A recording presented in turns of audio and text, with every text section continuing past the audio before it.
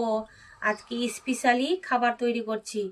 সেটা হচ্ছে শুকনো মাছ আর হচ্ছে কচুর ডাল। এই যে যে পাতাটা দেওয়া আছে কি না, এই পাতাটা আর হচ্ছে ডালগুলো দিয়ে শুকনো মাছ, চাদা মাছ, ওই যে চাদা রূপচাঁদা না আবার চাদা, ওই চাদা মাছগুলো আহ, ভালো করে মিক্স করে দেখো কি বানাচ্ছি আমি।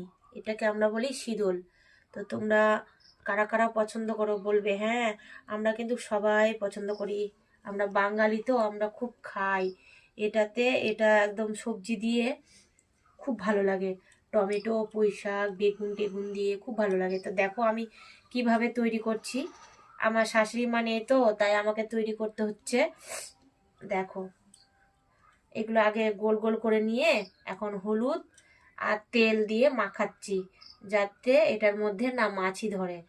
আর হচ্ছে লাগাতে হয়, আমি তো সেরকম জানি না, আমি ফার্স্ট টাইম করছি। আমি কোনো জীবনও করিনি, ফার্স্ট টাইম করছি। তো দেখো ভালো হচ্ছে না কি হচ্ছে অবশ্যই বলবে। টাটা বন্ধুরা।